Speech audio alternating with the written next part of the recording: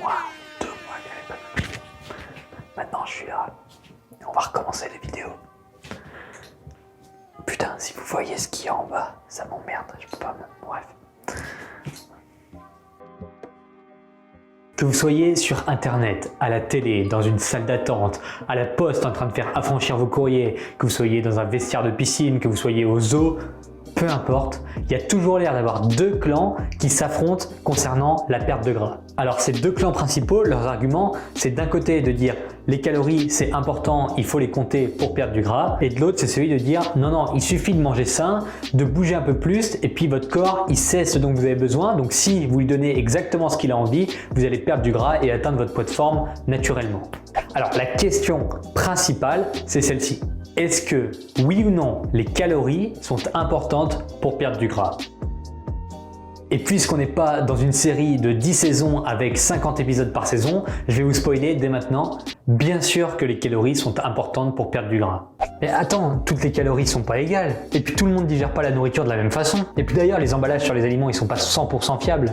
Bon ok, alors tout ça, c'est des arguments solides quand on a des connaissances limitées dans ce domaine. Alors pour rendre ça beaucoup plus simple, on va parler d'argent parce que tout le monde en utilise et tout le monde en a. Enfin, plus ou moins, mais tout le monde en a. Pour cette métaphore, analogie avec l'argent, on va parler uniquement de la perte de gras, uniquement de la gestion du poids et pas du tout de l'aspect santé pour rendre ça le plus simple possible. Alors on va comparer l'argent avec les calories entrantes et sortantes dans différentes situations pour que ça vous éclaire le mieux possible. Vous mangez plus de calories que ce que vous en dépensez, votre poids monte. Personne ne remet ça en question parce que c'est d'une logique implacable, c'est évident. À la fin de chaque mois, vous avez conservé plus d'argent que ce qui en est sorti, donc vous allez stocker de l'argent, vous allez faire des économies et le poids de votre compte en banque va augmenter. C'est logique et personne ne remet ça en question non plus. Ça, c'est une base absolument indiscutable et irréductible. Et c'est même encore plus applicable pour les calories puisque l'inflation alimentaire n'existe pas contrairement à l'inflation monétaire. Donc on est sur une base solide. Évidemment, ce n'est pas un seul argument qui va suffire à prouver à certains que les calories comptent vraiment, donc on va aller voir un peu plus loin que ça.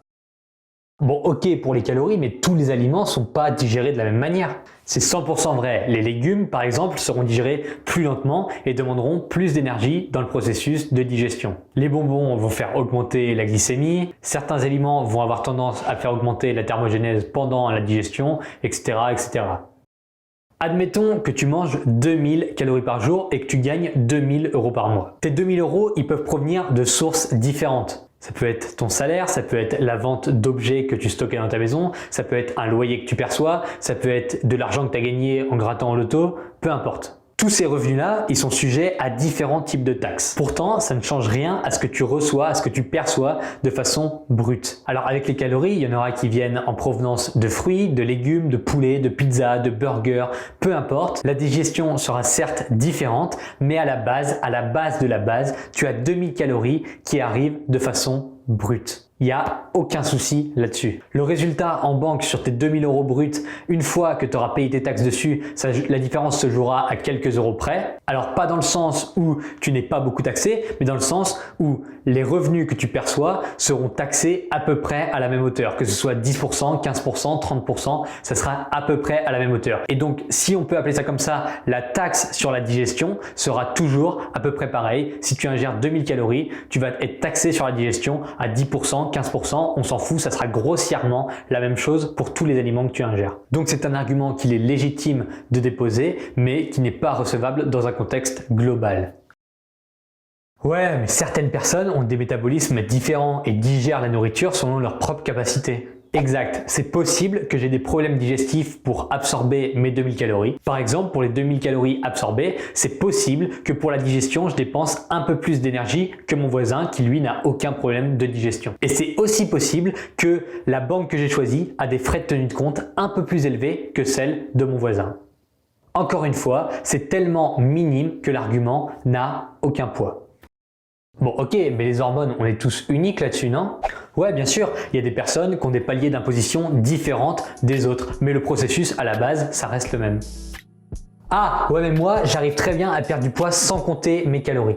Eh ben bravo, c'est super. Il y a des personnes qui arrivent très bien à gérer leur argent sans jamais regarder l'état de leur compte au cours du mois. Ils n'ont même pas idée d'aller vérifier s'il leur reste un peu d'argent de côté à la fin du mois. Ils n'ont jamais la peine d'ouvrir leur application bancaire.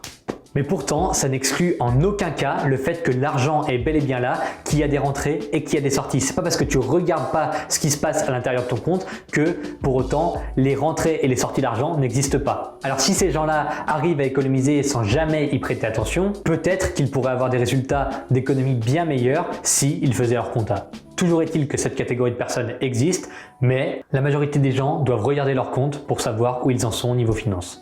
Même chose pour les calories. Certains arrivent très bien à gérer sans compter, pourtant il est bien plus facile et palpable de gérer un budget quand on connaît les chiffres. Ouais, avant je comptais mes calories, mais depuis que j'ai complètement arrêté le sucre, j'ai même plus besoin de compter et je maigris.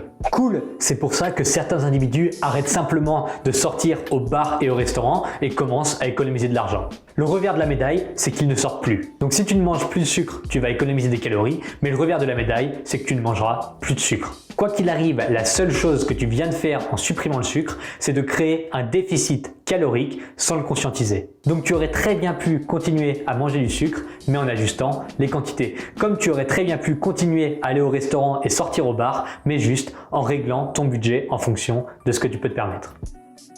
Moi, je fais le jeûne intermittent et ça marche à fond pour maigrir.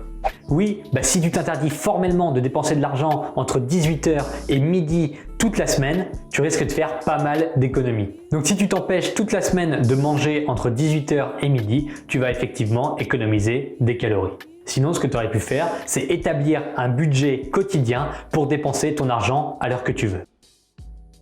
Votre salaire est unique, c'est l'argent que vous gagnez. Votre salaire, c'est pas le même que celui de votre cousine, c'est pas le même que celui de votre sœur, c'est pas le même que celui de votre meilleur ami, c'est le vôtre. Le point commun entre vous quatre, c'est que vous gagnez de l'argent et que cet argent, il se retrouve à un moment ou à un autre dans un compte bancaire. Vous avez des dépenses différentes, vous avez des stratégies d'épargne différentes, mais quoi qu'il arrive, la notion d'argent qui rentre et qui sort est commune à toutes. Certains dépensent beaucoup, d'autres moins. Peu importe, la notion de base irréductible, c'est la balance budgétaire entre ce qui rentre d'un côté et ce qui sort de l'autre.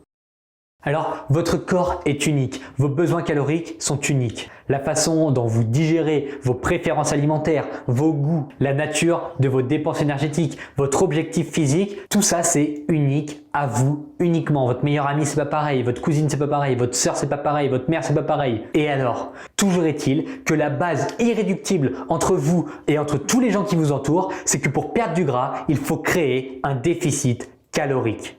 La façon dont vous procédez pour arriver à ce résultat, elle est personnelle et c'est votre choix. Mais au fondement de tout ça, il est impossible de dissocier perte de gras et balance énergétique. Si vous voulez être le plus flexible possible et avoir du contrôle sur votre alimentation, tout ça pour pouvoir gérer votre perte de gras en pleine conscience, la meilleure idée, c'est de compter vos calories de la même façon que vous gérez un compte bancaire. Alors évidemment, vous n'avez pas tous les chiffres sous les yeux. Peut-être même que vous ne savez pas quel est votre salaire en calories. Peut-être même que vous ne savez pas combien vous en dépensez. Et tout ça, c'est des calculs qu'il faut faire pour pouvoir adapter votre alimentation au quotidien. Pour faire ça, très facilement, j'ai créé un guide complet pour perdre du poids sans frustration grâce au rééquilibrage alimentaire. Cet e-book, il est 100% gratuit et vous pouvez le télécharger en cliquant sur le premier lien dans la description de cette vidéo. Alors, allez télécharger cet e-book maintenant.